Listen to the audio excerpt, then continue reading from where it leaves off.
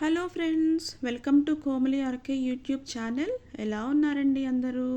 మీరందరూ బాగుండాలని మనస్ఫూర్తిగా భగవంతుణ్ణి కోరుకుంటున్నాను. ఈరోజు బంగాళదుంపల వేపుడు అలాగే పప్పుచారు చాలా ఈజీగా ఫాస్ట్గా ఎలా ప్రిపేర్ చేసుకోవచ్చో నేను మీకు చూపించబోతున్నాను. రండి వీడియోలోకి వెళ్ళిపోదాం. స్టవ్ వెలిగించి ఒక ప్యాన్ పెట్టి అందులోకి 2 నుంచి 3 టేబుల్ స్పూన్ల వరకు ఆయిల్ వేసి అది కాగిన వెంటనే కొద్దిగా ఆవాలు, కొద్దిగా పచ్చిశనగపప్పు, అలాగే కొంచెం జీలకర్ర వేసి ఈ 3 వేగిన వెంటనే ఉల్లిపాయ పచ్చిమిర్చి ముక్కలు అలాగే కొద్దిగా కరివేపాకు వేసి ఇది 3 వంతులు వేగిన తర్వాత అప్పటికప్పుడు రెడీ చేసి పెట్టుకున్న అల్లం వెల్లుల్లి పేస్ట్ 1/2 టీ స్పూన్ వేసి ఇది పచ్చివాసన పోయేంత వరకు వేయిస్తున్నాను. అలాగే 1 టేబుల్ స్పూన్ ఎండు కొబ్బరి తురుము, ఇది కూడా ఒక అర నిమిషం వేసిన తర్వాత వేయించేసి ముందుగా నేను 1/2 కిలో బంగాళదుంపలు తీసుకుని తొక్క తీసి వాటిని ఉడకబెట్టేసి పక్కన పెట్టేశాను. అవి ఈ వేగిన ఉల్లిపాయ ముక్కల్లోకి వేసేసి తిప్పేస్తున్నాను. అలాగే రుచికి సరిపడా ఉప్పు, కొద్దిగా పసుపు, అలాగే కొద్దిగా కారం వేసి ఈ దుంపలకి బాగా పట్టేలాగా కలిపేసి తిప్పేస్తున్నాను. ఒక 5 నిమిషాలు మీడియం ఫ్లేమ్లో పెట్టి బాగా ఉడకనివ్వాలి. 5 నుంచి 7 నిమిషాల తర్వాత 1/2 టీ స్పూన్ కూడా అక్కర్లేదు, చిటికెడు గరం మసాలా వేసి తిప్పేసి ఒక 2 నిమిషాలు ఉంచి స్టవ్ ఆఫ్ చేసేసుకోవడమే. అంతే, బంగాళదుంపల వేపుడు రెడీ అయిపోయింది. ఇప్పుడు పప్పుచారు ఎలా రెడీ చేసుకోవాలో, ఎలా ప్రిపేర్ చేసుకోవాలో నేను చూపిస్తున్నాను.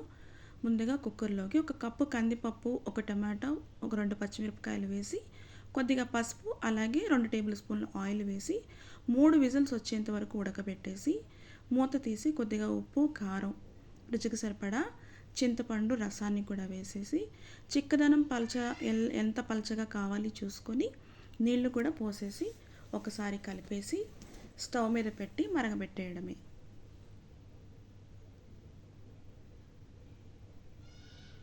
ఒక 4-5 పొంగులు వచ్చిన తర్వాత ఒక 5 నిమిషాల వరకు సిమ్లో పెట్టేసి మరగనివ్వాలి. ఇలా మరిగిన తర్వాత దీన్ని తీసి పక్కన పెట్టేసేయాలి.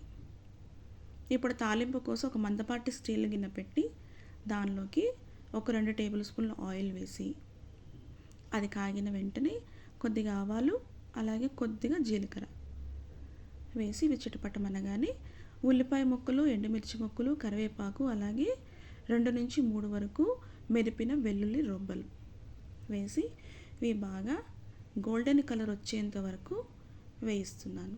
తాలింపు అస్సలు మాడకూడదు. తాలింపు మాడితే రుచి, వాసన రెండూ మారిపోతాయి. అందుకని తాలింపు మాడకుండా చాలా జాగ్రత్తగా గోల్డెన్ కలర్ వచ్చేంత వరకు వేయించాలి. చూడండి, వేగిపోయింది. ఇప్పుడు పక్కన పెట్టుకున్న పప్పుచారు ఇందులోకి ట్రాన్స్ఫర్ చేసేస్తున్నాను. గుమగుమలాడిపోతుందండి తాలింపు వాసనతో ఇల్లంతా. మీరు తప్పకుండా ట్రై చేయండి. చాలా ఈజీగా ఫాస్ట్గా పప్పుచారు కూడా ప్రిపేర్ చేసేసుకున్నాము. మీకు నచ్చితే తప్పకుండా ట్రై చేయండి. ఈ పప్పుచారులోకి బంగాళదుంప చాలా బాగుంటుంది. Thanks for watching.